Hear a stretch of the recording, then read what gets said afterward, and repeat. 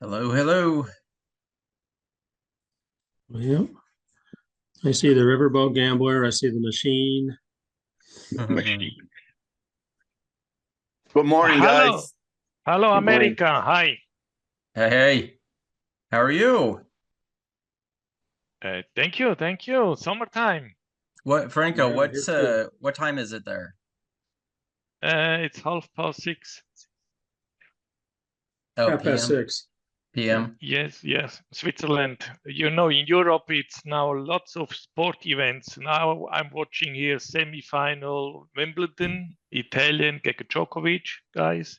Uh-huh. And then on Sunday is the European soccer final, England, England, Spain. Okay. Wow, so you Yeah, got a it's a busy lot. summer. You're Uh, busy. I have, yeah, no, busy. But you know, in Switzerland, it's the weather. It's not so nice. It's raining, but in Italy or Greece, in Spain, it's really hot now. Gotcha. Well, it's really chilly here. I'm in Good. Alabama today, and I know in Nebraska, what is it down in the 30s right now, Mark? 93. 93, 93. 100, Oh, I had the tomorrow. numbers backwards. Sorry. Yeah. That's why we got these things growing and got a whole field of Good. it. Sweet corn. So this is what I'm going to be eating for the next couple weeks. So this is popcorn, correct? Nope, sweet corn. Ah, sweet corn. Okay, good. Yeah, we grow field corn, which goes to feed cattle, and then we grow sweet corn also, which is one of my favorites. I just got this from my rancher friend. He got it out of his field yesterday, so So it it's will cheap be food. It's cheap food. It's okay. well, according to him, yeah, that the corn farmers have been storing their corn because the prices have been so low, so they're not selling it anymore. They're storing it. So we'll see how long that goes. How long will it survive? Well, as long as it'll survive forever if you don't get it wet, if you keep it sealed up for the Oh, most part. really? So you just When it wait gets for the moisture in price. it, that's So they just wait for the prices to go up. yeah, they can actually force it to go up if there's no corn out there. But the corn that I see around here is just we've had enough rain and heat that it's just going gangbusters, at least in this area. So Yeah. I don't know how it is. The other big part of the country is Indiana and Illinois are big corn producers too, and I don't know what their moisture has been. I know we've been really good here, so Hmm. Cool. all the hay grass looks good here, which for the last 2 years has been horrible. So Yeah. I can see David is happy. Maybe he played excellent golf this week. The riverboat gambler there. the riverboat Riverboat gambler. Gambler. Yeah, I had He's a real good round of golf this week. Yeah, so we got David up there, the riverboat gambler. We got the machine. That's Paul. Okay, so I haven't named everyone. Bob's just Bob down there. Bob's kind of a machine too, but he's like the industrial machine. That's sort of like that movie Top Gun when they introduce all the Oh yeah, their pilots and names. they've got their names. And what's your name, Bob? Well, I like Bob's because Bob's the bolt guy. Call sign. He's the bolt guy. Yep. Yeah. So Very simple, I know that very Scott, primitive, nuts and what? bolts. Nuts and bolts. There you go. Scott, you Well, got to be really happy today. I am. Yeah, Numbers are baby. good for me. been a For good, it's been a everybody, good, to been a good week. let everybody know. Yesterday in the chat, we were talking and we talked Scott into buying sound. And you didn't know this, but I also bought that Iris or Irene or whatever. And Yep, sound's up 19%, and Iron is up 9%. yeah. So and then Tulsa or Tesla. Tulsa. Yeah, The one of my show things. Tulsa. Yeah. Tulsa's up big time too. No, I recovered everything I lost the day before yesterday on Tesla. So I'm a happy camper again. That's good. We did a lot of talking on the Platinum Live channel this week. It's really a good place to go, and I think David is there. That's just his office. He's there like every day for 8 hours. So if you want to say hi to David, you know, he's always there. He mans our Platinum Live channel like 24/7. So David is our guy. So Yeah, he'll wait. Well, He's there when you wake up in the morning. oh, I know. It's 6 in the morning. And I'm up at 4 in the morning, so that's a big deal. He's out in Florida, so that'd be 3 in the morning his time. So all right, let's give Trent let me know. I was sitting in there for a couple of days, well, yeah, we were Yeah, listening to know. we were listening to your Bloomberg or whatever for a while that one day. We could hear your business channel. Sorry about that. No, that's okay. I didn't even know I was live. We were like, this is well, we called it Bob's blog. Yeah, financial blog, 24/7. So anyway, we'll get rolling and welcome. This is our annual or our weekly Platinum Zoom call, and we talk mostly about market conditions and what's happening in the market on the macro. We start out, and then we get into some charts. If you want to get into some charts, there was a lot of trading this week. The paper trade portfolio did really well. I think some of my picks were pretty good this week, just from the charts point of view. And then we also have a guest we're going to have after I'm done, and we're going to talk a little bit about real estate. Okay, so as you know, the real estate market is really important to the country, and it kind of as the real estate market goes, the economy kind of goes that way. And we'll get into that real soon.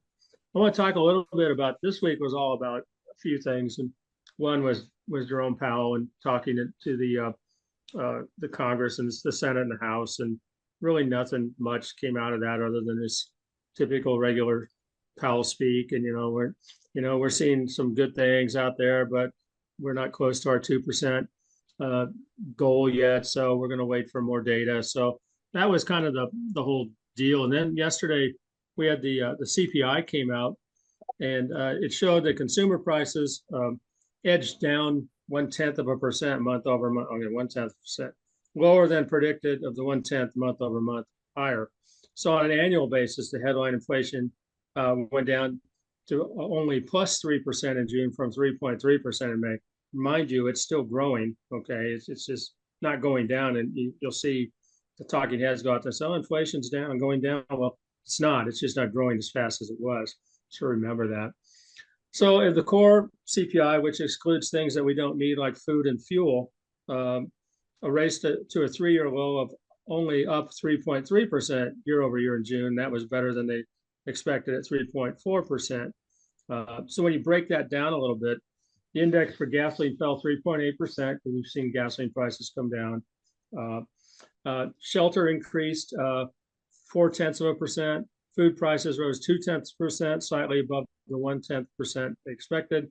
So excluding food and energy, the core CPI edged up 0.1% below the 0.2 in May and forecast of 0.2 for this month or for June. Cost increase for motor vehicle insurance, as you all probably know, 0.9%. Anyone who owns a car knows that. Household furnishings and operations up 0.5%. Medical care up 0.2%. Personal care and airlines fell 5%. Or 5%. Now I just booked some flights for Florida for 2 weeks, and I didn't get that 5% discount, I guess. So I missed that one.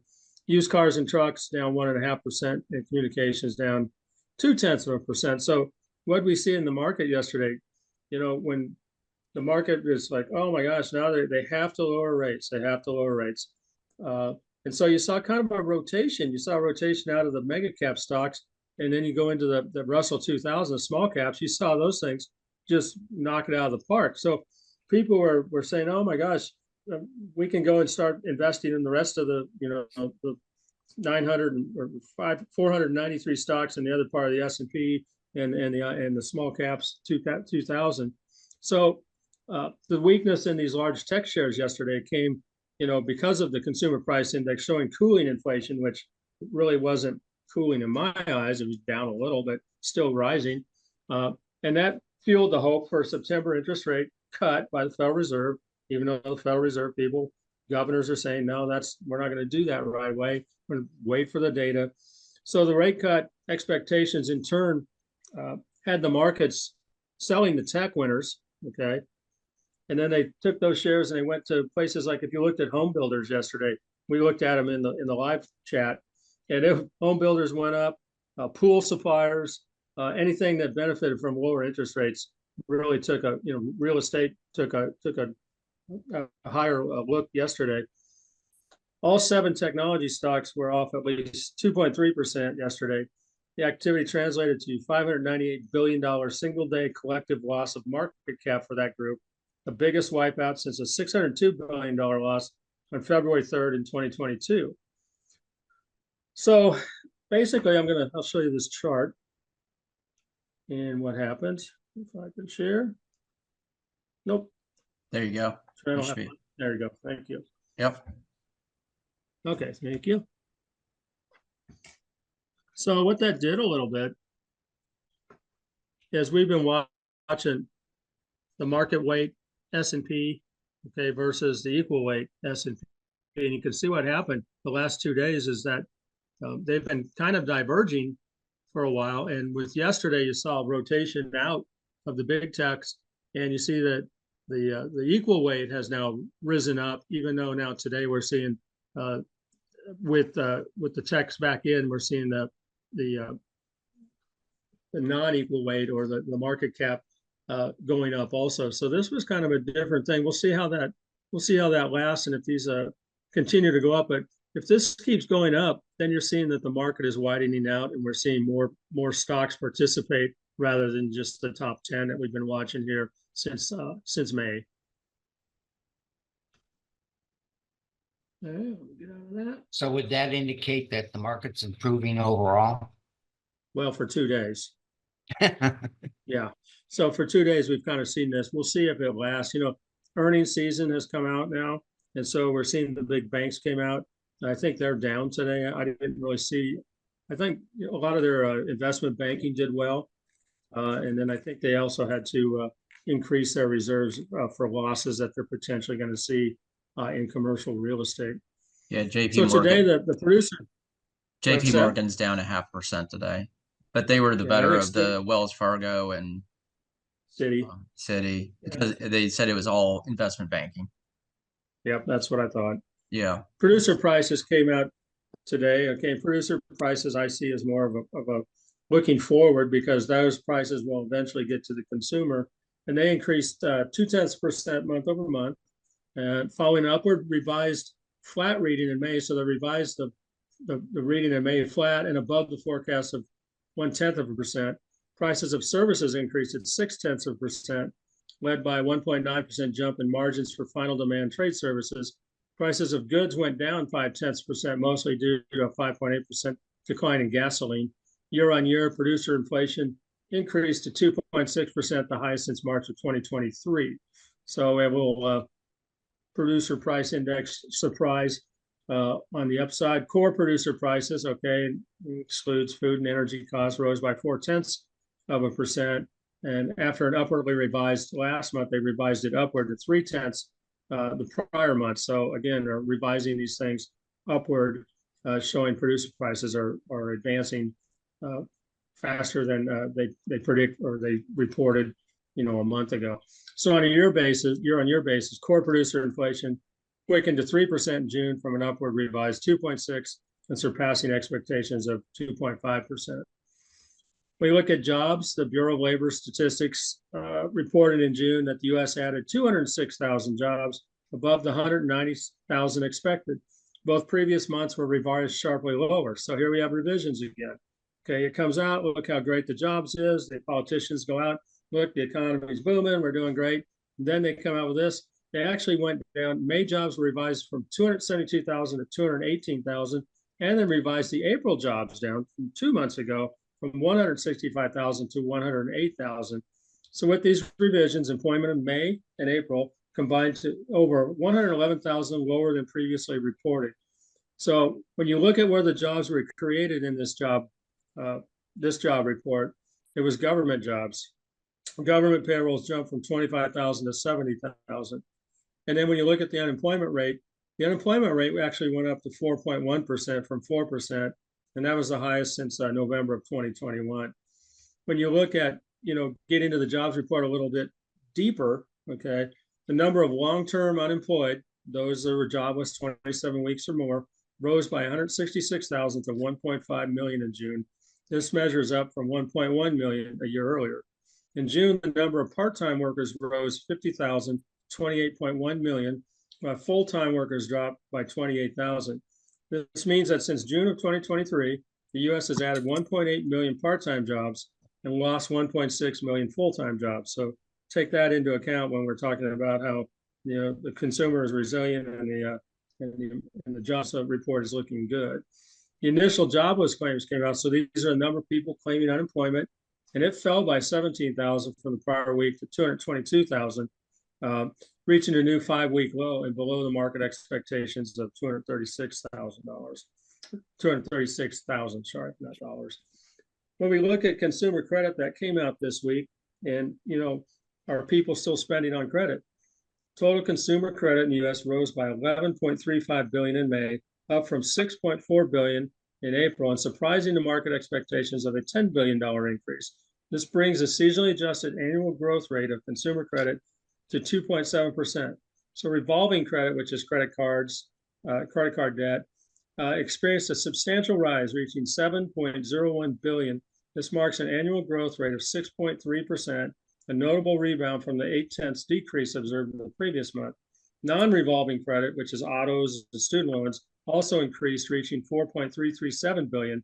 This category saw a growth rate of 1.4% annually, though this is a slight slowdown compared to the 2.4% rate in April.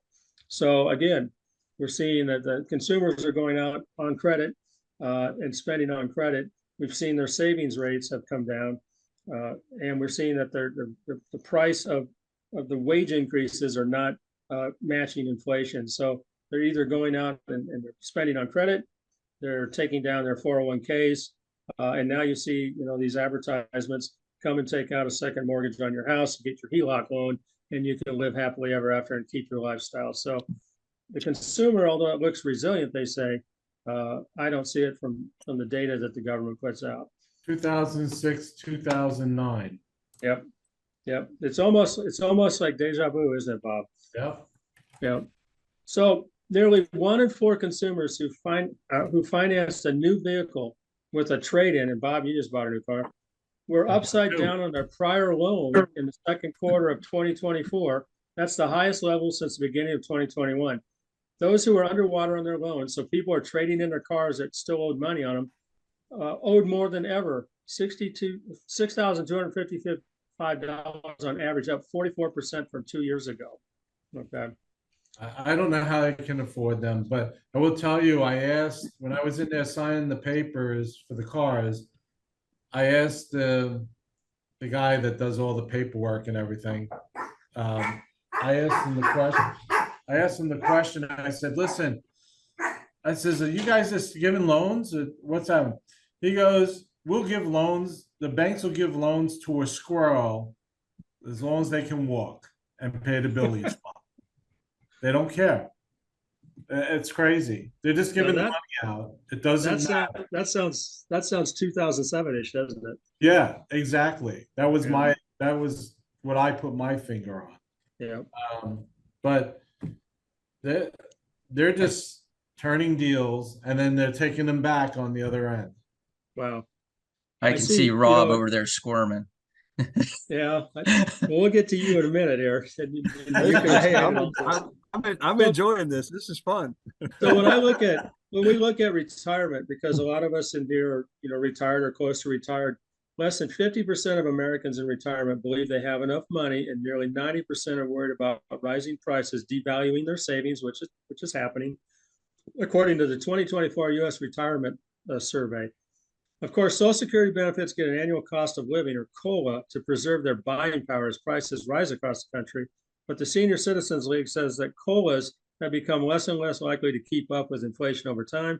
While beneficiaries received a 3.2% cost of living in 2024, okay, that doesn't really keep up with the 20% of inflation, or 5.5% annually we went over a couple weeks ago. 2/3 of the survey retirees say their expenses increased by more than 3.2%. Okay.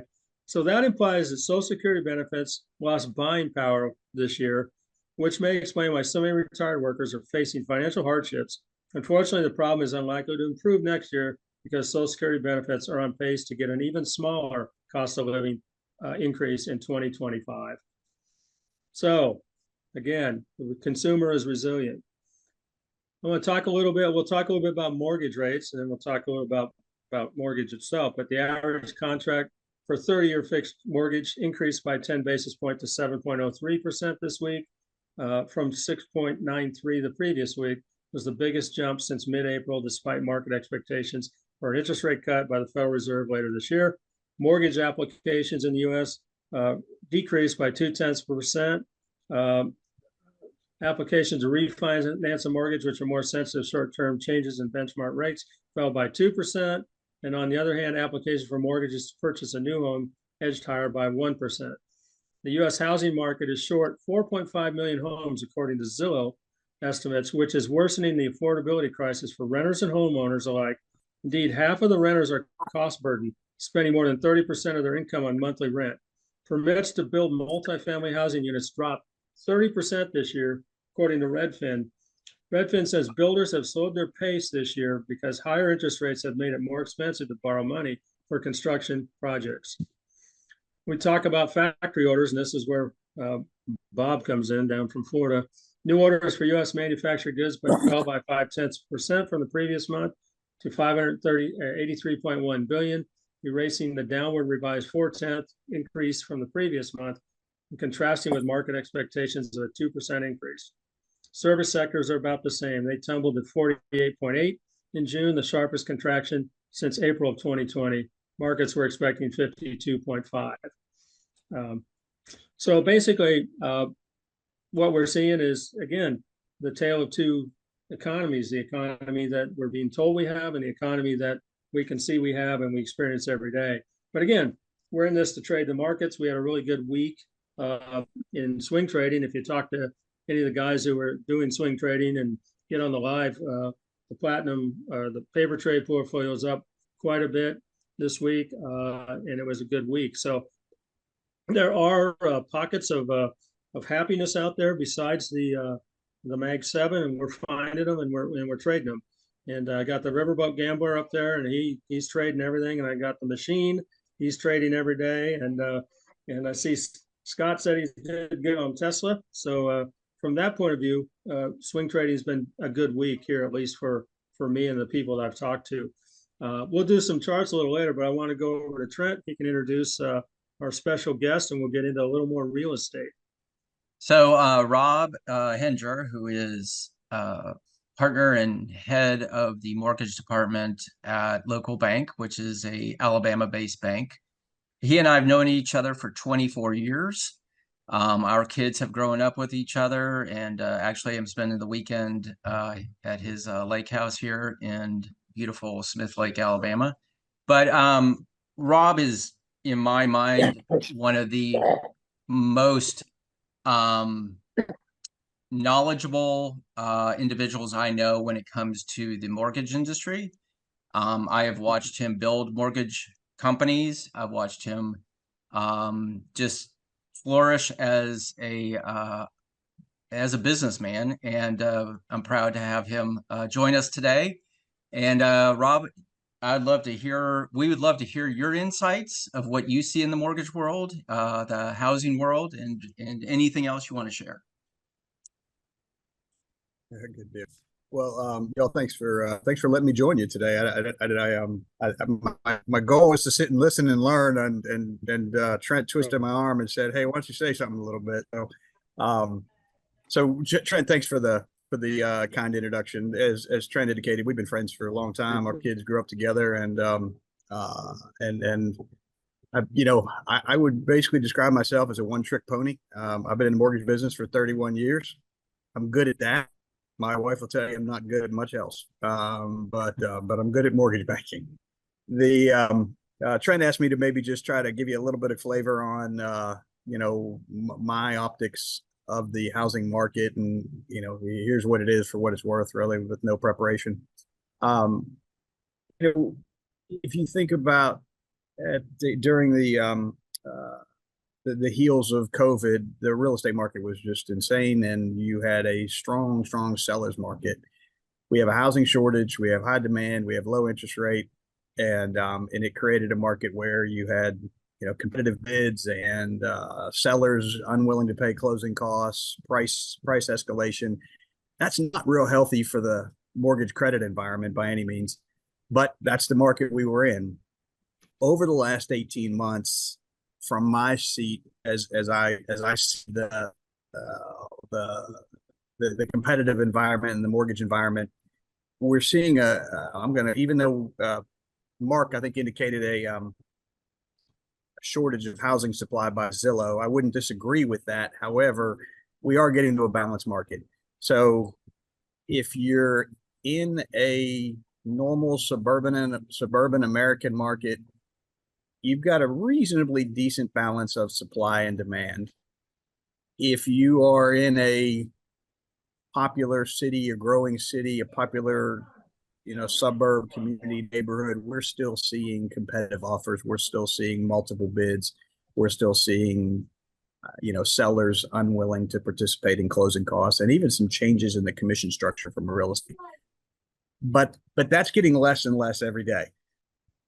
Fortunately or unfortunately, the growth of VRBO and Airbnb really drove up appreciation in the housing market in the beach areas, the lake areas, the mountains. So your second home, your vacation areas were really, really strong in 21 and 22. They're coming down pretty fast. I'm just where I am right now. 18 months ago, I could drive 10 miles on this lake and see 2 houses for sale. Now I can see 2 houses for sale every half mile. So there is an increased supply. We've got a little place down at the beach close to Trent and Ginger's place, and same thing there. We're seeing a lot of homes listed that are sitting. So I think you're seeing a normalization there. So without a lot of preparation, that's my optics of the housing environment. And if anybody has any questions about mortgage banking, debt, real estate, I'm happy to help in any way. As you can see, I'm off today. I got my Friday relaxed shirt. I'm even drinking a beer. So, no representation to the accuracy of the reply to your question. My Trent, he fits right into this group. He does. He totally does. So, I Rob, have a question. About, do you monitor delinquencies at all, Rob? Are delinquencies going up in payments, or have we hit that yet? So we do, Mark, except that I will say it's a little bit distorted. Like I'd hesitate to make any decisions based upon mortgage delinquencies on anything. As we came out of the pandemic, our industry, forever, our industry had a pretty mortgage banking particularly had a pretty standard collection process and default process. The pandemic and the forbearance process kind of taught the industry that maybe there's a better way to do it. In the past, you had to go 60 days delinquent before we even talked to you about a modification or a short sale or something like that. We made you damage your credit before we even talked to you. Now, on the heels of that, we're a little bit more amicable and having discussions. So, yes, the delinquencies are, not universally. Like FHA is up, conventional is down. As terrible as that sounds, what that means is your entry-level first-time home buyers, low to moderate income earners are hurting, and then your mid-class to upper class are suffering less. That's probably the best way to answer that question. So I bet that probably directly relates to the increase of inflation, and people are not seeing that increase in their paychecks, so they're having to make decisions on discretionary payments, basically. Yep. And also if you if you do the math, right? I mean, at the end of the day, if your income is 60,000 versus 120,000, a loaf of bread costs the same thing. So your discretionary capacity obviously is much more diminished when you're at a lower income. So, yeah. What do you see as in if the Federal Reserve just holds rates where they are for the next, say, 12 months? What kind of strain, or is there a strain on the mortgage industry, housing industry? What do you see? What does that look like? Or is there any strain? Well, yeah, those are strange. So, I mean, at the end of the day, Trent, if you think about your daughter and my daughter, right? They're 24 years old. Mhm. And if I had to go out into the world and buy a house in the next couple of years, it's a pretty depressing proposition. You're looking at what do you figure? Housing is up 50% in the last 5 years. I mean, I don't know the statistic, Yeah. but that's what it feels like to me, right? And Yeah. and then the rest of America has, I used to have the statistic. I think 72% of America has a mortgage under 4% right now. So these poor young guys are having to come in and take down a mortgage in the 7% range at an increased housing environment. So it's tough. I wouldn't, it'd be bad. Now, what's going on in the industry is the mortgage banking side of things. We are recognizing this is a long-term affordability issue, and we're trying to fix it with every creative option we have. For instance, we are somebody made a comment earlier about car loans, and if you're a squirrel, you can get a car loan.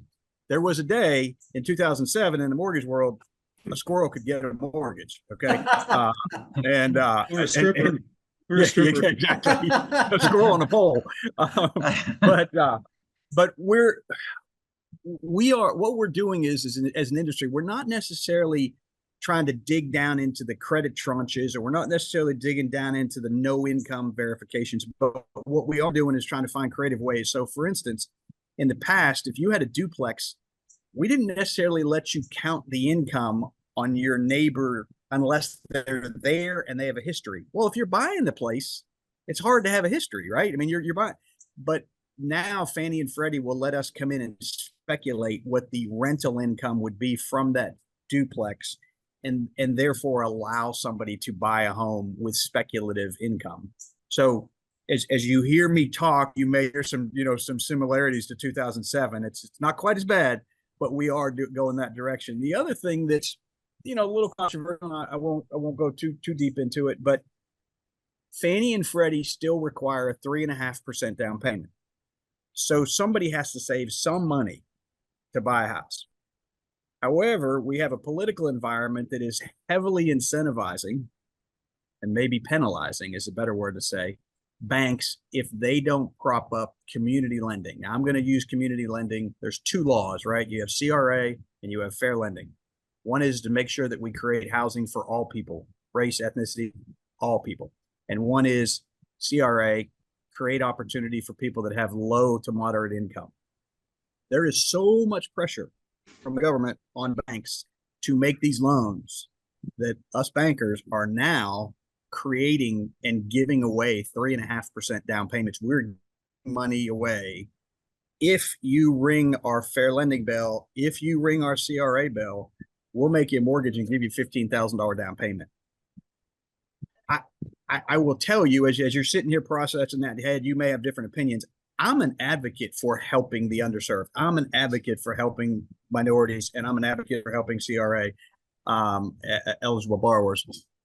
But I worry, there's a reason that we ask for 3.5%, right? Is because we want you to have skin in the game. If you have skin in the game, you're less likely to mail the keys in. We call that a jingle payment, right? Like, we don't want jingle payments. So if I, as a banker, make a $285,000 loan on a $300,000 house, and I give them the down payment, or I lend it to them with a forgivable second, do they have skin in the game? And if they fall on hard times, are they going to make the payment? This sounds awful like 2007 to me. I mean, it does. I built my house in 1999, the one I'm in right now, and I had a 20% down payment, Yeah. So there was skin in the game, and of course, houses there was a lot cheaper to build back then than it is now, and then dollars and, all that. But that is kind of scary. So what percent of loans is that you do out of all your loans that you have to do that? So I'll give you just some rough numbers here off the top of my head. And, roughly 60% of the loans we're making today are first-time home buyers. Okay, so if you look at 90% of the loans are purchased, small percentage refis. The only refis we're doing today are really, really people that are debt laden or going through divorce or have some reason to refinance. In the purchase world, you're 60-40, heavily driven by the first time home buyer right now. So let's take that cohort of 60%. I would say in there, you're probably 25-75. 75 is going to be mainstream middle class and above. 25% is going to be your and you know, it's kind of hard to talk about minority lending and CRA and you know, I work for a bank, so I can be very direct and blunt, and some people may think, oh my goodness, you know, he's a racist. I mean, we have to make loans to Black and Hispanic Americans in this country, and I'm okay with that. Again, I'm not saying it's a bad thing. We have to help underserved, and we have to, because I don't know, I won't get on a soapbox, but 70% of white families own homes, 40% of Black and Hispanic families own homes. If you don't own a home, the likelihood of ever retiring is like 10%. So to create a financial stable future and be able to retire, housing is the key. So I'm an advocate for helping all people become homeowners. Sorry, I got my little soapbox speech there.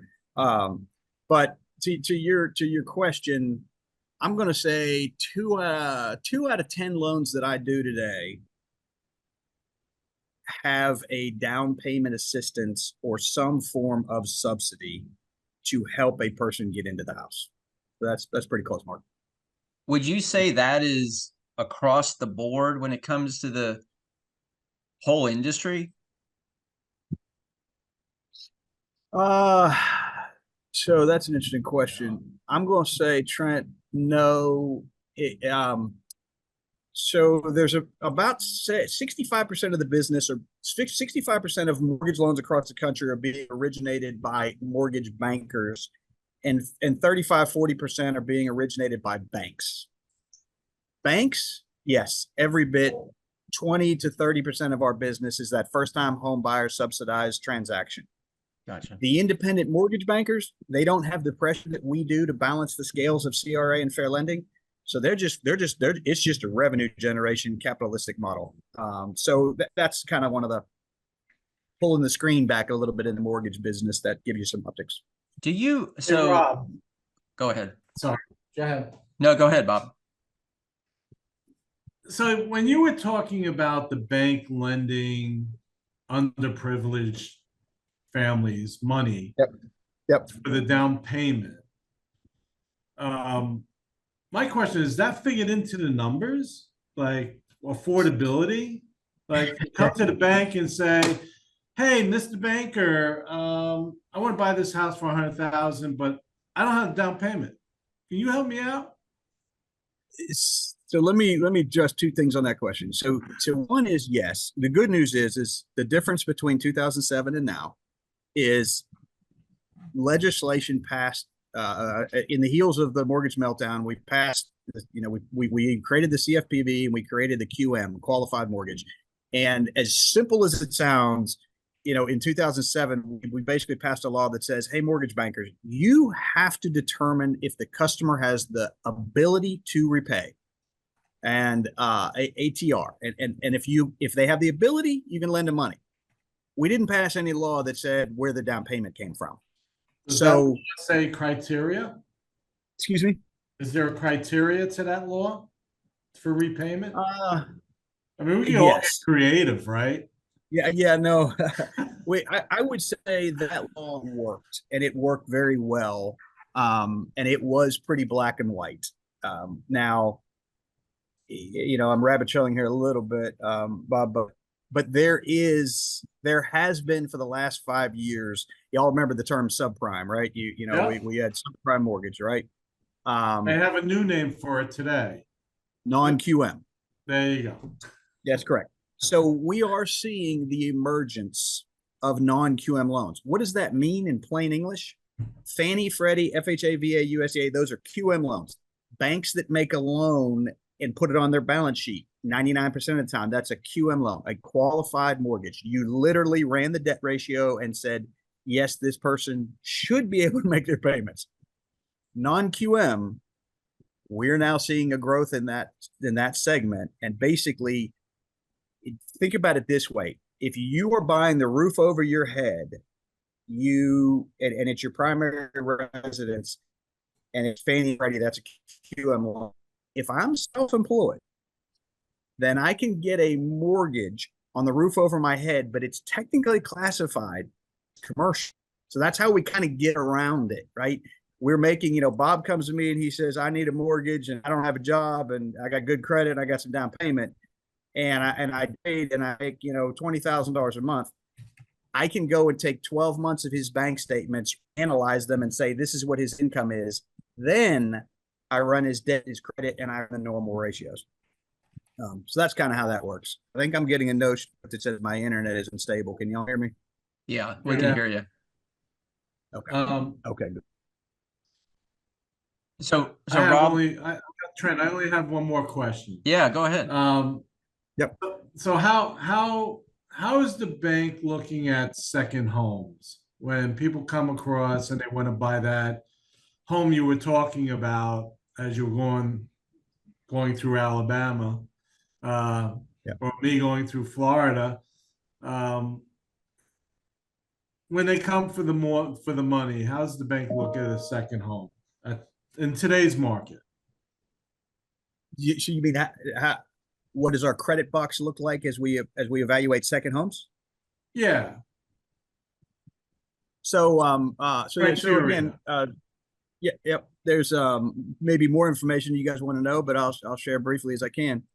In the past, Bob, a primary home, you'd get the best rate, call it 6.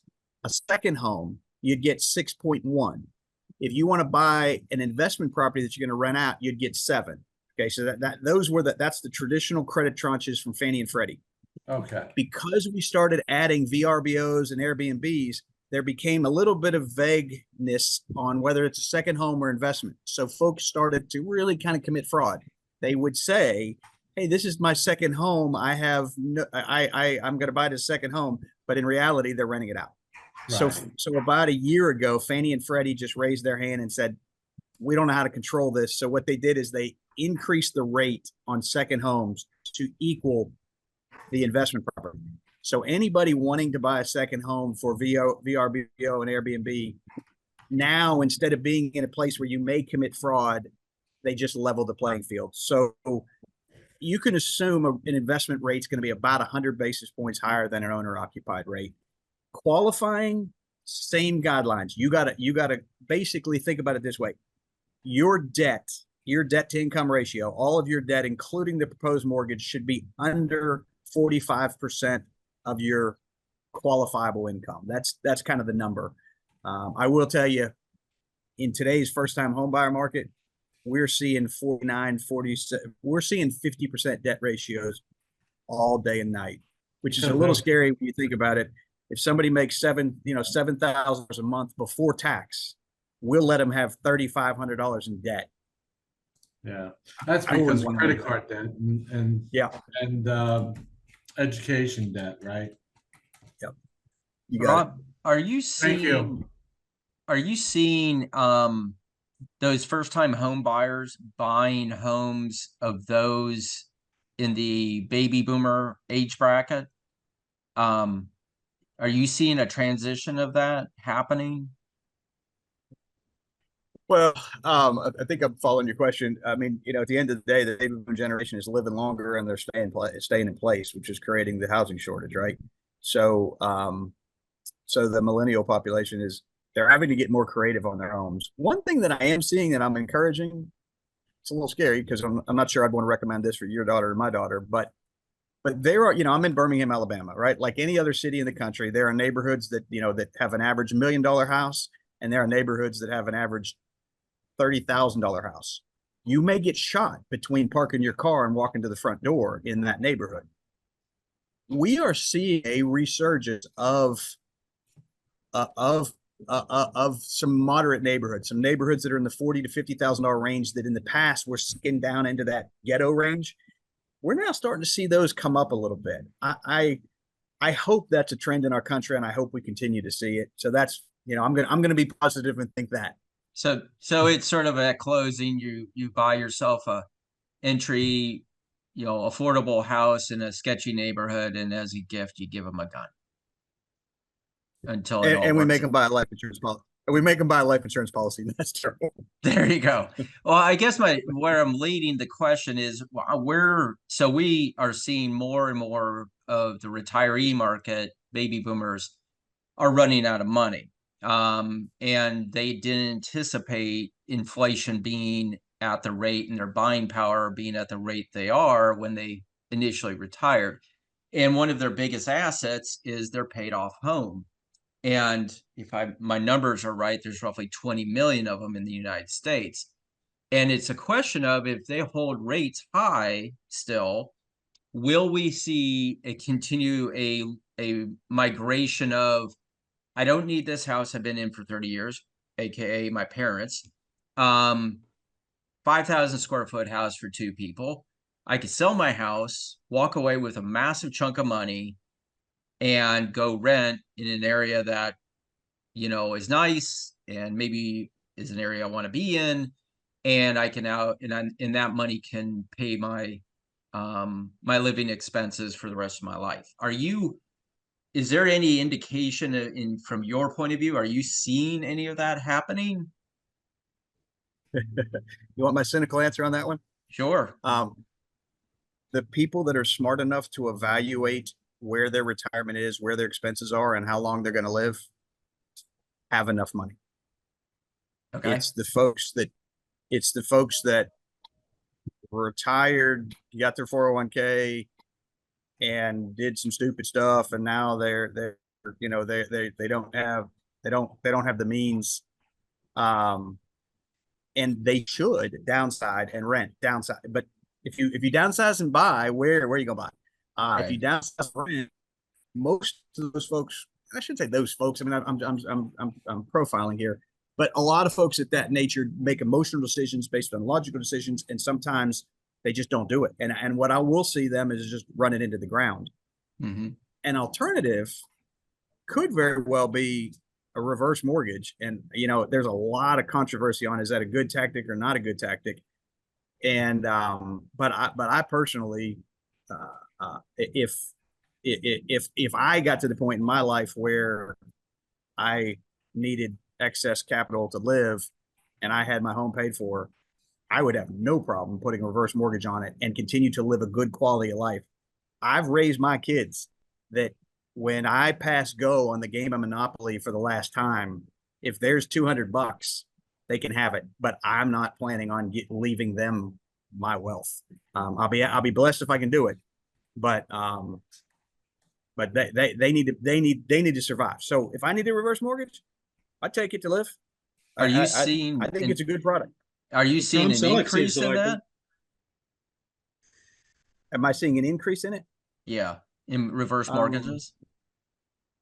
I'm not as actively in it as I was years ago, but my perception trend is it's a relatively low volume, stable mortgage market. We don't see the spikes like we did before. We don't see, and there was a law passed in 2013 that changed a lot of the issues with reverse mortgages. So it's a pretty steady product. It's not great for banks. It's okay for customers. It's a fair, good option. Gotcha. Well, here's one of the problems that came out of reverse mortgages that I've read.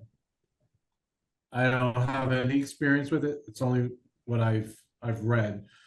Whereas if you have a significant other that's also living in the house, let's just say, Trent, you owned the house and it was deeded to you and you took a reverse mortgage and you had a significant other, not married or married, okay, that person's getting kicked out.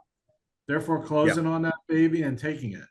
And the same thing, if you were married and the wife is not on the deed, same situation. So I don't know if they changed the laws in reference to that, but you got to look out for those reverse. So Bob, here's the good news. In 2013, that Congress passed the Reverse Mortgage Revitalization Act, and they corrected all of that. Oh, they did. Okay. So anybody that got a mortgage before 2013, you were spot on, and it happens every day because those loans, they've been around for a long time. So that is a problem, and it's a reputational risk, and it's a bad situation. So that's why it was corrected. Now, what they also did when they corrected that is they lowered the amount of money you can borrow. because if Uh, if you outlive it, the government's got to pay it, and the government say Right. we don't want to pay it, so they lowered it, and they took some of the value out of the program. But it's good to hear that they fixed that problem because it put a lot of people in jeopardy. Yep. Hey, Rob, I have a question on these. I guess they're non-qualified mortgages that we were talking about. Non-QM. Yeah. Okay. So if that's a growing part of the mortgage business, or you see it as such, where do those mortgages go? I mean, do banks keep them on their balance sheets, or do they sell them off? Are we going back to the CMOs and they're putting them in tranches with other loans now? And are we going to see the same kind of thing go on that we did in 2007?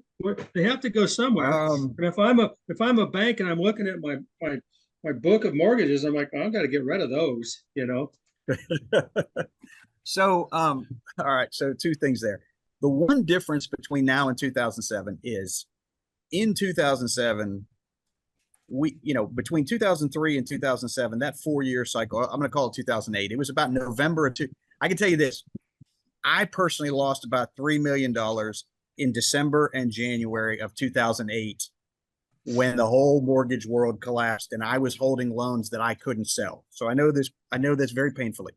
The difference that we have today is, even though these are bank statement loans, even though they're non-QM, the credit, we are holding the credit criteria. We are not extending down to shitty credit. Okay.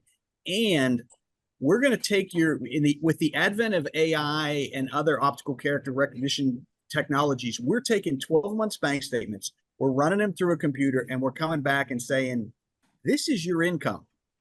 Back in 2004 and 2007, you could just say my income's 20 grand, and we'd just write it down and would rock on. We can't do that today. Even though they're non-QM, we're going to look at your bank statements and we're going to figure out your disposable income, and we're going to make you a loan. So I'm not telling you they're safe. I'm just telling you they're not as toxic as they were. And then to your question, banks aren't really excited about keeping those on their balance sheet. So generally speaking, we are seeing securitizations of those loans, and they are being sold. Now, we haven't gotten sexy with CMOs and trading against them or anything like that. What I'm seeing happen is we're starting to see some standards. Like, here's a standard on how you do the bank statement income analysis. Here's a standard on how many trade lines. Here's a standard on credit score. So I don't want to give you the impression that it's perfect and it's wonderful and we're never going to have problems, but I want to make sure I communicate it's not like it was in 2004. Okay. What do you got, Paul? Thanks for coming on, Rob. I know, I think you speak for everybody. Everybody's loving your comments here and getting some good information. So thanks for showing up. And then I think you're welcome anytime, man. Me and my girlfriend, I'm retired. My girlfriend just retired, and we're entertaining buying a beach house in the next town over. She has a home in Milford. I have a home in Orange here in Connecticut. And to your point, we just noticed that shoreline properties, we're starting to see them to be for sale more. We're like, wow, like you said, there's more of them that are going up. Is there a place or website or a place I can go to see that the supply demand is changing, and it's being monitored? So it's just like, oh, like you're saying, yeah, you're seeing it where you live, I'm seeing it where I live, but is it getting more available or less available? How can I monitor that from a technical standpoint? So two things there. One, I can give you direction, and one, I can give you an idea. So the balance of inventory, how much inventory is on the market? If I live in a high demand white suburban America with $1 million house, inventory may be a month. If I have a home in in a modern neighborhood, or let's say I have a home where at the beach where we have high demand, inventory may be 7 months. So the number of months of inventory is going to give you a balance on supply and demand. Now, if I were just to your comment about if I'm looking and trying to figure out where the market's going, as simple as this sounds, you could go to Zillow and pull up an address, and it will give you some indication of of the direction, if you will. Paul, one of the By things how? I get every week, every day, is reports from Redfin Redfin, yeah. as well as Zillow, Truly as well.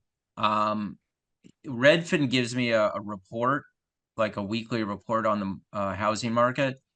And then what I've done is I've gone in my radius, my house, say 10-mile radius of my house. Over the last 2 years, it's a habit now, but I look at how many homes are for sale. So like in my area, 2 years ago, there would maybe be 150 homes. Today it's now 410. And now the other side I'm seeing is I'm getting indicators on neighborhoods. So I'll put an indication of like, when a price change in a neighborhood or in a particular house. And when I get those every day now. And typically it's a lowering of the price. There hasn't been one where they raised the price in the last, I would say, 6 months. So that may be a workaround to look at that area, go through, find homes that you like, that would meet your criteria, and then start just tracking them. So but what I think you'll probably see, I know that I'm seeing, is a decline in pricing. And I'm seeing in my neighborhood in particular a price war going on. How fast can we get to the bottom? Is there an actual some type of documentation or something that says, or you're just saying, oh, that's what I'm seeing? I'm looking on Zillow and I know that home sold for 500 and now it's selling for 450. I know there's a YouTuber / Twitter guy who tracks the Florida market, and I forget the name of it, but once I remember or find it again, I'll share it with you all. But he runs a report on, like, for instance, Florida property in the whole state of Florida. And he's the last I saw of his Twitter post, he was like, Florida's declining pretty quickly. Yeah. So Paul, if I were just, this is just giving you a little bit of a benchmark, on Zillow, right? You put the address in, so it's in the general market area. This gives you your ballpark on value, and then to me, this is telling, right? You're trending which direction you're going. I see, but that's the cost. That's the estimated cost value of the home. Let's not say it's a seller or buyer's market. Correct. So if you think about it this way, as homes continue to appreciate, you're leaning in a seller's market. As homes flatten out and start to drop, you're moving over to a buyer's market. Okay. That's a good one. Yeah. Flat is okay. Thank you so much. Look here, whatever, from right here, 2016 to 2020, you can see we just really didn't move housing much around. Now you can see where the hell it's going. Price action's going up, as we would say in the marketplace. Got to look at the Bollinger Bands, right? Put it on a chart. We'll trade it, won't we, Paul? Yeah. We'll trade that house right there. There you go. We'll trade anything that has a line. We'll trade anything that has momentum and a line going up. Hey, I got another question, and I know it's not your field, Rob, but we talk a lot here about commercial real estate and what's about to happen this year. Do you have any perspective on that? Yeah, I do. So I've got a lot of friends that work in big banks, and there is a concern. I don't know how many of you guys are retired or how many of you are still working, but a year ago, maybe 15 months ago, we saw this resurgence of return to work, right? And it was a pretty concerted effort. A lot of CEOs from a lot of companies all over the country just magically decided over one quarter, we're going to make our people come back to work. I'm not a conspiracy theory guy, but I'm a little bit, I got a little healthy degree of cynicism here. I believe that the banking community said, we could have a serious freaking problem if everybody continues to work from home for the rest of their life.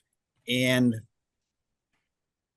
we're going to see corporations with excess real estate and not sure what the hell to do with it, including banks. The bank I used to work for in 2017 took down, I'm going to say it, 50,000 square feet in a brand new building in downtown. And I'll leave them to stay confidential. I'll say, downtown, southeastern United States.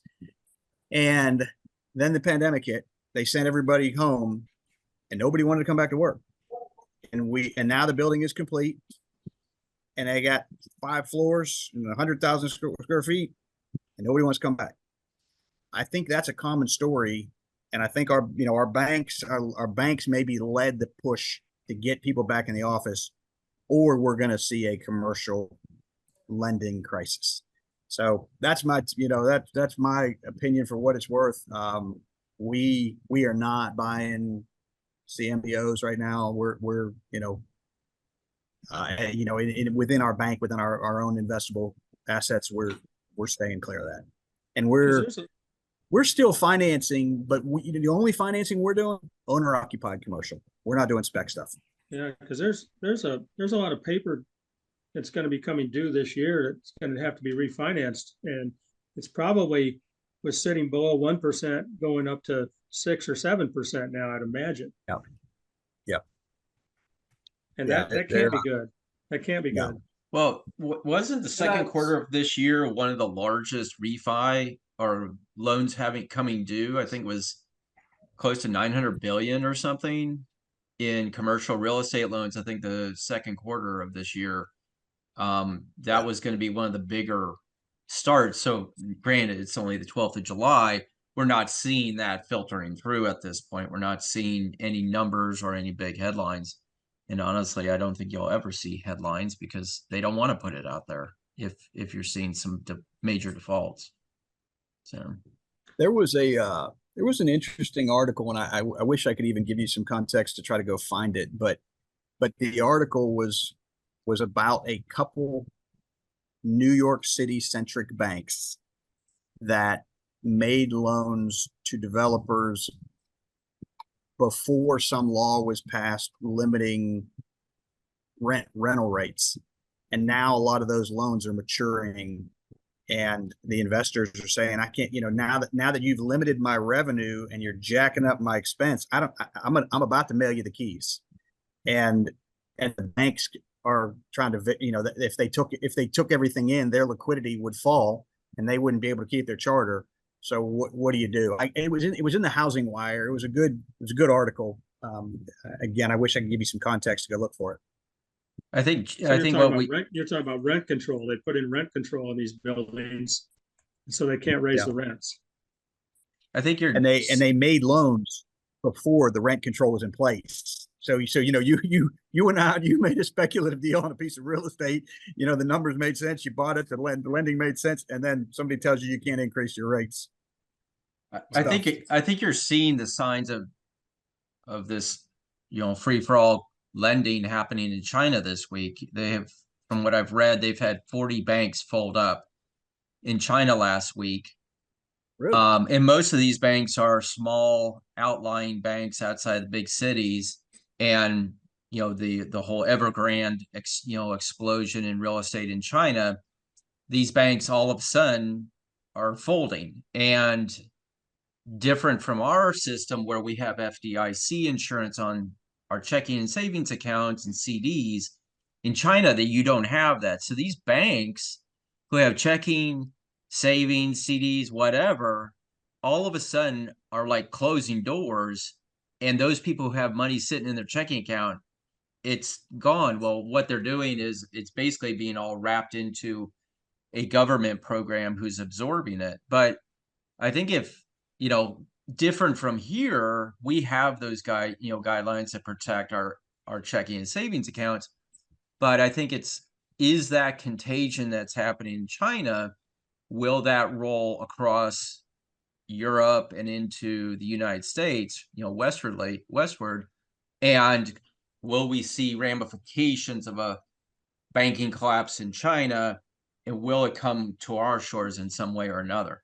I gotta believe there are some major banks based in the United States who have done loans or done business in a lending capacity in China, and will that come back to some of the bigger banks here?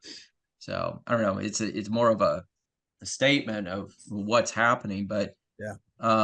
I've got to believe, the high cost of borrowing for the consumer, the high cost of living is eventually going to trickle down into our financial institutions in a way. And so I'm curious to what is the state of the small and regional banking system.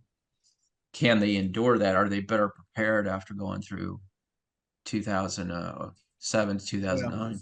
I think, Trent, as it relates to compare and contrast the domestic banking environment versus foreign banking environment, we've got rules in place that should, think about it, guys. At the end of the day, the government insures the banking community. The government is smart enough to make sure that they're gonna slant the table in their favor. They're gonna regulate us and put controls on us to ensure that they don't write checks.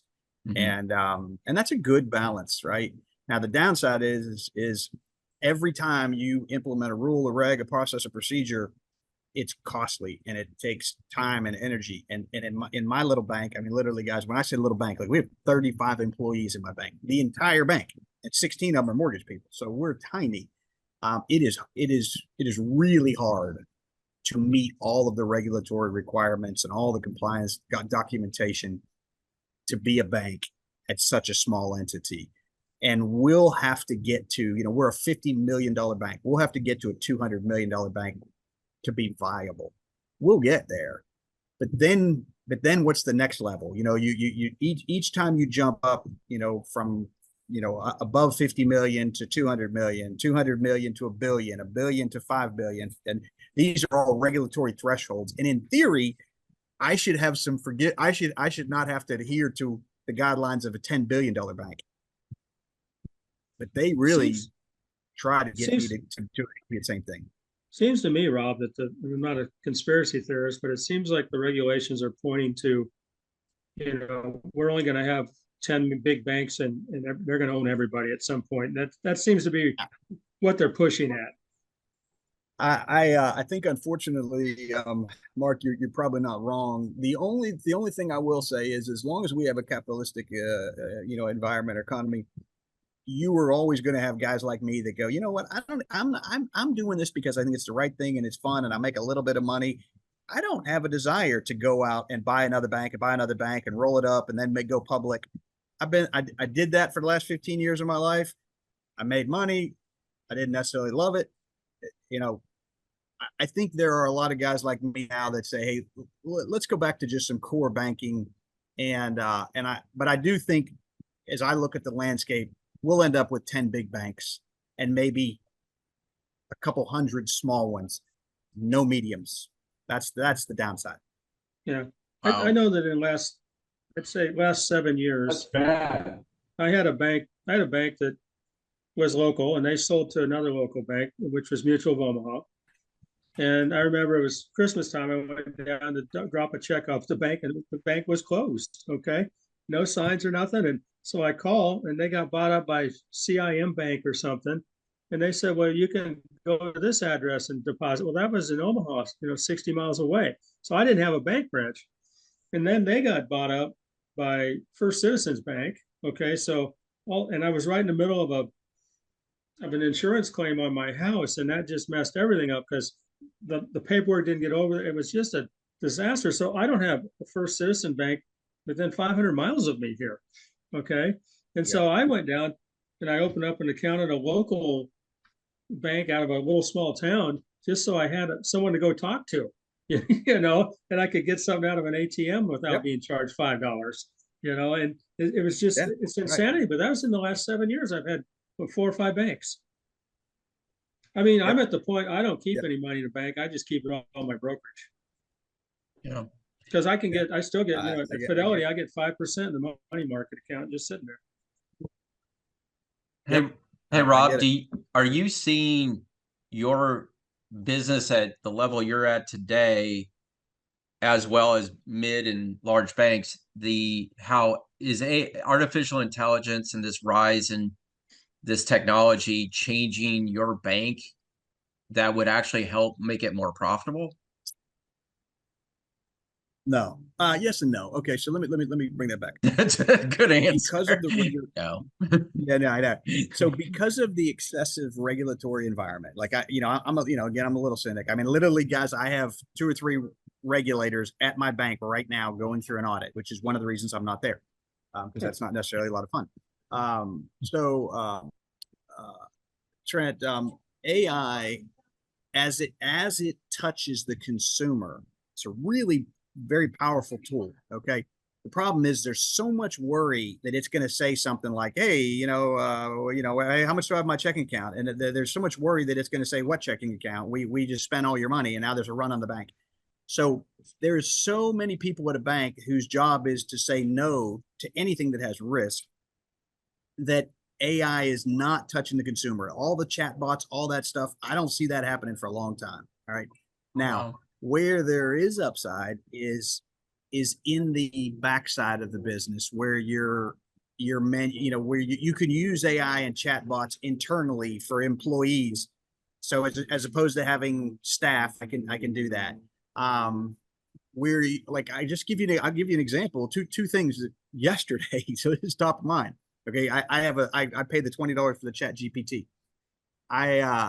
We're in the process of applying for something with Freddie Mac. They asked me for a appraisal transfer policy. I didn't have one. I literally went to Chat GPT and it knows that who I am and my bank, and I said I need an appraisal transfer policy. And I said, and it has to meet Fannie Mae, Freddie Mac guidelines. In 10 seconds, I had a policy. I put it on a piece of paper and I emailed it to the correspondent lender that wanted it, and that's it. That would have been a 2-week process, going through compliance, going through legal, writing it. So that saves time and energy. Another thing that's a little scary is, when we make a loan, we were talking about non-QM. There's a methodology. We do a loan for a self-employed borrower. We get your tax returns, we dissect them, we figure out what your income is. I can go to Chat GPT, the same one you're looking at online, and upload my tax returns and say, can you please give me an evaluation of what my income can be to qualify for a mortgage in the eyes of Fannie Mae and Freddie Mac? And it will take my tax returns, ingest them, and put it into a spreadsheet that looks the same as the spreadsheet that Fannie Mae and Freddie Mac make me fill out when I make a loan, in 2 seconds. So that is the cool stuff that is coming with AI, but it's not consumer facing right now. Gotcha. And it's not consumer facing because of risk of what it could do. Okay. You got it. Gotcha. Do you see it from do you see banks or lending institutions implementing AI type of programs to eliminate employees or to do the jobs of lower employees? Have you seen that happen? Yes, I would say maybe this is a broader application for it. So, my operation is pretty small. The operation I ran in the past was much larger. So let's just say we do 30,000 loans in a year. It's hard for a human being to look at those loans and look for outliers, look for issues, look for potential fraud, look for potential fair lending exposure, right? I mean, you can dig into spreadsheets and you can pay a really, really smart kid with a statistics degree $100,000 to find those issues. Or now, I can take that spreadsheet, upload it into Chat GPT, and say, here is a spread of interest rates every day. Here is the loans we made. Do you think I discriminated against anybody? And guys, I'm going to tell you, I don't know how the hell it does it, but it knows. I mean, it speaks English, and it's the smartest damn thing in the world. So those are places, Trent, that I think you're going to see. You're going to see AI replace that smart kid that just came out of a school and he's getting an analyst job. That's a lot of banks have analyst jobs, and that's what I think you're going to see replacing pretty readily. Yeah, but AI, you got to look at it. AI lies very well. It does.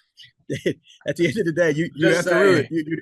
Yeah, no, there's no doubt, Bob. I'm on the board of a nonprofit organization. I had to draft a document, and I needed some statistics on default rates on mortgages for minority borrowers, and I literally in my document I put a placeholder in there, and I just said the default rate is 15%, like, and it's like 4%. About 2 months later, I came back and was working on that, and it said my online research indicates that the default rate is 15%. I'm like, oh shit, it just gave me back my Just placeholder. lied. Yeah. Yeah. You do have to be careful. Yeah. Garbage in, garbage out. Yep. Yep. Well, hey, we're getting close to the I hour got here. one more question. Oh, okay. One more question. Where Yeah. do you think where is the housing industry going to be in next year and in 5 years? Where is it headed with what you see right now? All right. So there's the National Mortgage Bankers Association has a chief economist, and is Lawrence, and I can't remember his last name. Real smart guy. And he was recently interviewed, and I like what he said. He basically said, hey, with the housing shortage, with the state of the economy, my prediction is today is a relatively normal time. You're seeing mortgage rates, like I'm seeing government rates in the mid 6s, and I'm seeing investment rates in the high 7s to low 8s. So that's your spectrum, right? Fannie and Freddie, I think you said earlier, spot on at 7. What I believe will happen is the norm will be somewhere between about 5.5 and 7. I don't think we're going to see anything dropping below 5.5 and create a real hot real estate market. I think we're going to see a pretty consistent, stable market over the next 4 or 5 years. I'm pretty sure if you look at Fannie Mae's they restated their projections twice this year, and they're basically saying we're going to skid sideways for the next 3 years. So that's the housing. The housing finance outlook.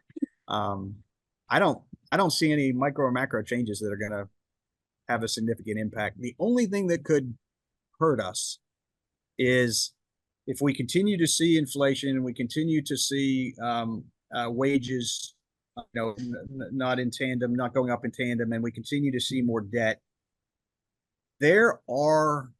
I'm going to say 1 out of every 10 person that bought a house that's renting it via RBO and Airbnb, maybe 2 out of 10, cannot take a quarter where they don't have rentals. And if we get to a place where folks aren't taking vacations as much and you don't have demand for rental, that is one place I see weakness. And as a guy that owns a place on the lake and as a guy that owns a place at the beach, I don't love that. But that's what it is. The question is when. What percent? Go ahead, Bob. Go ahead. The question is, when does the credit card run out? Right? Yeah, They're all putting it on credit card. Or your job. If you lose your job, at what percentage That too. unemployment rate affects you the most? I mean, we're at 4.1 allegedly. So if it gets to 5, 6, 7, I mean, does that correlate with mortgages and defaults? And I think though, if you think about this, the secondary home market is for a category of people or probably 200,000 and above in income. They're in more of a white collar or business owner environment. They're unless you're a business owner, you're probably the last to go. Like you're not going to my neighbors behind me are probably not going to default on that house they're trying to unload right now because they're not renting it as much as they thought they would. But there's a real good chance they're not going to default. I think everybody who's living off credit cards and living, in that middle class to lower class group of people, those are the people who are going to get crushed. And it's a question of what kind of credit and lending have they done in the last 5 years and who did it. So the guys who are issuing, the Visas, the MasterCards, the American Expresses of the world, to me, like I look at that and I go, they're really vulnerable right now because the credit cards are maxed out and there's nowhere to go. And so does that bleed into the secondary housing market? Yeah, but not probably, I don't know. Yeah. Trent, I think I was just thinking about the primary housing market. If I'm an engineer for General Electric and I'm married and two kids and I'm Yeah. the breadwinner, I make $150,000 a year and I live in a house, and I'm at 45% of my income goes to pay that house and I lose my job, then what? And not only Yeah. do I lose Well, my job, but 100 other engineers lose the job in the same company. boy, you look at well, Mark, Amazon. with the so It Mark, to address that though, I will say it after the COVID forbearances, our industry has rediscovered, specialty servicing. So that primary home guy who lost his job, we're gonna give him a lot of love and a lot of help because we don't want that house. The ones that I worry about, and I hope I don't offend anybody. Like we do a fair amount of lending in Orlando, Florida, right? And I got and I'm a little worried because I'm seeing realtors that are finding a 30-year-old couple and say, hey, you can get rich in real estate. You need to buy this $100,000 house over here and rent it out VRBO and Airbnb, and you can do it as a second home, and this is how you get rich someday. That's the guy that I worry about, because they don't have the reserves to go through. If that house has an insurance issue or something, and they don't have rent coming in. Now here's the problem in the mortgage world: if it's not the roof over your head, we're taking it from you. There's no love there. We're going to take it. And in So Florida, you take it fast. Yeah, exactly. It's not like, New Jersey, New York. Yeah, you You're got delayed it. for You years take a house. before you'll get that house. Yeah, Yep. Florida, 3 months, 4 months, it's over. But you don't want that you don't want that house. Right, Rob? We don't I want the mean, house. No, we don't want the house. But what I'm saying though is, so if it's the roof over their head, the Yeah. government is giving us as a bank and as a lender, because we have liquidity ratios and reserve ratios and all that stuff. They're giving us some love for the primary residents because they don't want us foreclosed. right. As it pertains to the non-QM loans, the VRBOs, the investment loans, there's no love there. And then in my world, speed kills, right? I mean, if it takes a year to foreclose a property in New Jersey, for a year, that property is going to be depreciated and it's going to be abused and it's going to cost me money. In Florida, Alabama, I can take your house in about 90 days. Same thing in Florida. I'm going to take it as quick as I can. I'm going to sell it as quick as I can. I'm going to take my hits and move on. So do you as the bank absorb that property and then have to deal with it afterwards? If it's a loan that we securitize to Fannie and Freddie, we have reps and warrants that Fannie and Freddie take those losses. We only serve as the servicer. However, Gotcha. if Fannie and Freddie QC that loan and they find that there's a deficiency on the manufacturing of the loan, if we made a mistake, Fannie and Freddie are really good at saying, Rob, you made a mistake 2 years ago when you made this loan. Merry Christmas, it's yours. Oh, boy. Gotcha. So that's kind of how the system works. Wow. So we got about 5-6 minutes left. And Scott, I know I think you're in the real estate, or weren't you down in Oklahoma? Do you have any comments on any of this? You're on mute. Oh, you're on mute, Scott. Scott, you're on mute. Yeah. Been very interesting listening to it for sure. I am in the real estate business, per se. My wife owns a real estate company, and we've been buying and selling houses for years and keeping some that we bought for investment purposes. We had as many as 16 at one time, and so we weren't any large company at it or anything, just mom and pop type shop. We only have one left now that we've been hanging on to. So, and it's almost paid for. So because I'm retired, she's a broker, so she'll be hanging on to that business, just overseeing it till she passes away. And anyway, I still I'm getting a little tongue-tied here. You've Anyway. said, haven't you said that in your area, I think it's mostly Yeah. because it's a college area, it's been pretty Yeah. strong still. Yeah, the market sells. Yeah, the houses sell here because of the college in the area. Yeah, Norman, Oklahoma. So the market's always good here. Houses don't last. The parents, OU is a pretty well-established school, and a lot of people want to come here. And the parents come in and buy the houses where their kids go to school, and then they turn around and sell them when they get out to the next group. So there's a lot of colleges in the area as well. In the city of Oklahoma City, and Stillwater isn't far away either, where there's OSU. So it's a good market in this central part of the state. So there's not a lot of houses don't last on the market very long. Yeah, Gotcha. They did a couple of years ago, they were holding off. But now the market, I wouldn't say it's strong, but they sell relatively quickly.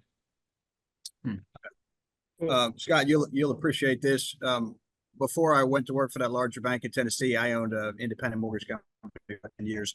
And our strategy, when it was my company, my money, right, then my risk, we opened mortgage branches in SEC school neighborhoods, Oxford, Mississippi, Tuscaloosa, Alabama, Auburn, Columbus, Georgia. So because I found that there was stability in those collegiate markets, and it was less likely, like Orlando, I'm taking some risk, right? Those markets come and go, but the collegiate markets stay pretty stable. So you're spot on there. Yeah. We think so. We think so. We had as many as 250 agents working for it. It's down to a little over 200 right now, but everybody that comes on is a broker. They just pay. Our system is set up to 100% commission after you pay your joining fee, and then you can hire people under you. So, and then you get a piece of that too, as the company does. Are you guys independent, or are you? Yeah. She started off years ago with the ERA, and then went to Keller Williams, and when I met her 20 years ago, she was complaining about the office gossip and, butting heads with everybody. And I said, you're not going to be happy till you're working for yourself. And I said, start your own thing. You're smart enough. I'm Nice. smart enough to tell you how to do it. So let's get after it. And I've never been happier. Good for you. That's awesome. Well, hey, Rob, I really appreciate it. I think we all really appreciate your insight. Thanks, Rob. It's very eye-opening. Always welcome back anytime. And Thank you. if anybody else has any questions, if nobody else has any questions, we'll wrap it up. Did you guys like this kind of format? Is this kind of cool to have? Yeah, definitely. Yeah, it was very informative, and it's, we talk about every week. It just fit right in with what we're talking about. You just validated a lot of stuff. Plus, now that you validated, you've expanded our horizons of our ability to think about housing and, maybe utilize it to profit a little bit in what we do in our trading and investing. So I really appreciate it too, Rob. I feel bad that you got to spend the weekend with Trent, but better you than me. My wife offsets that. Yeah, Bob, go ahead. I've got time if you want to. One quick one. Since you're lending in Florida, what's the bank's position on condos? It's a big deal in Florida right now. Yeah, it sure is. And that's a big issue. So I'll try to crunch it down. At the end of the day, you either have warrantable condos or non-warrantable condos. What that means is either I can make a loan and sell it into the secondary market, Fannie Mae, Freddie Mac, FHA. They have very strict guidelines that the condo has to meet to ring that bell. Okay. If you don't ring that bell, then it's non-warrantable condo. That's the difference between a 6.5 interest rate and an 8.5. So Bob, if you owned a condo, it makes a lot more sense to have it be a warrantable condo than a non-warrantable. Here's the problem. There's guidelines based upon how much cash reserves you have, how structurally sound your unit is, and how big your insurance deductible can be. Literally, Fannie Mae will tell you how big the deductible can be for the building. Because we're seeing this huge increase in homeowners insurance and property insurance, we're seeing condos drop out of approval. They were approved to be sold to regular loans, Fannie Mae, Freddie Mac, and now their insurance policy renews. They change the deductible, they change the coverage, they can change their reserve ratios, and it's no longer a warrantable condo.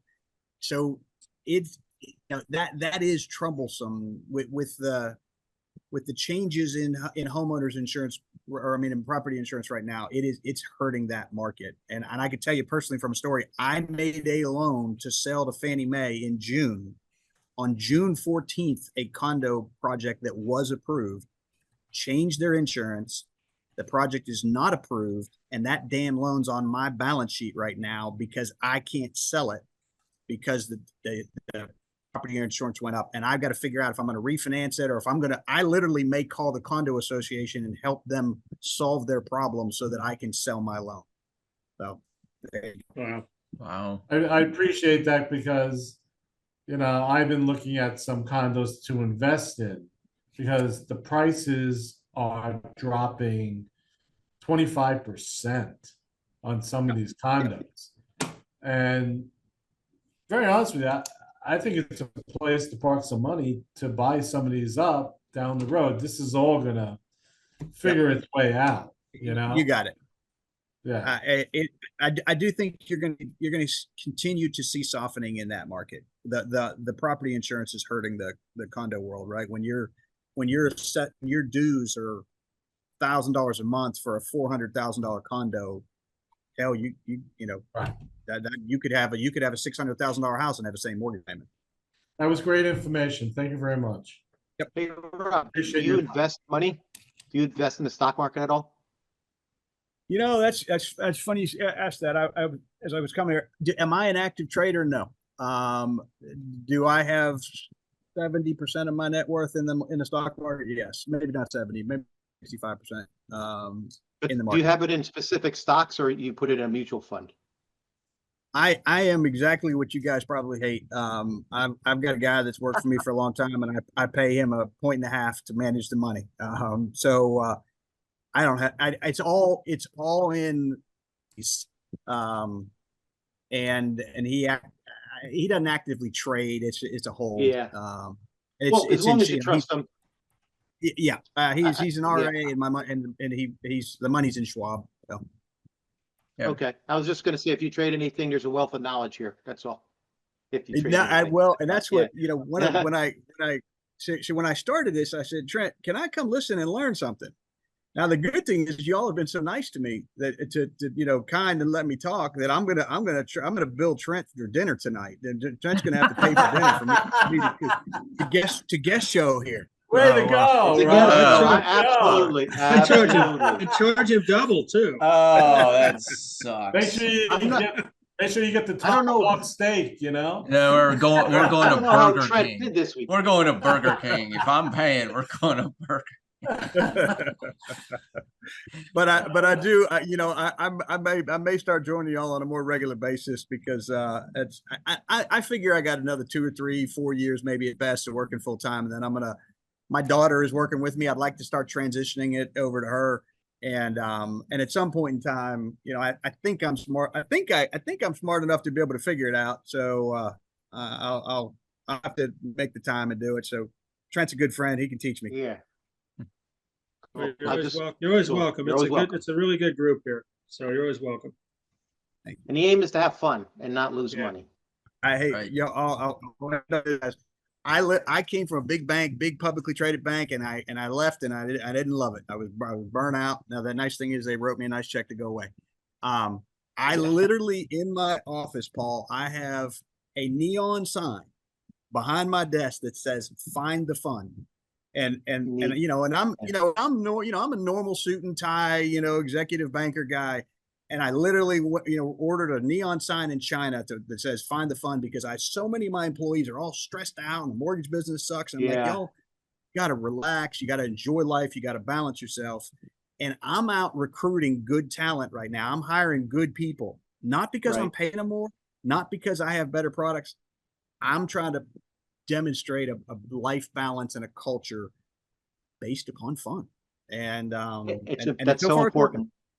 That's so important because I'll say, for me, I had a strong work ethic and I didn't have a good balance. And I realize as I'm retired now and I'm doing more of the things that I like, how important it was. So by you coming in with that mindset and mentoring folks that are coming on board and spreading the word, keep your eye on the prize and have balance is so important. Like, you know, we talk about cars, we talk about guitars, we talk about music, you know, so we're talking about everything, but at the same time, we're keeping our eye on these stocks and we're trying not to lose money. And I think that's what makes it a good crowd. And in my opinion, if I'm not having fun, I'm not here. You know, I'll go do something else and try to find that fun. Right. So cool. Thank you so much. We Find the fun, we call boys. Paul the machine. So he's the machine. He's trading all the time. There you go. All righty, So guys. far, so good. It was a Thank good week. you. Yeah, it was a good week. So you guys have a Good good week. weekend. And thanks, Rob, and thanks, Trent, for setting this up. And Yep. probably see you at 3:00. Sounds good. Yep. See I'll y'all see you later. guys. Thanks, guys. Thank All you. right. Take Bye-bye. care. Bye. Bye.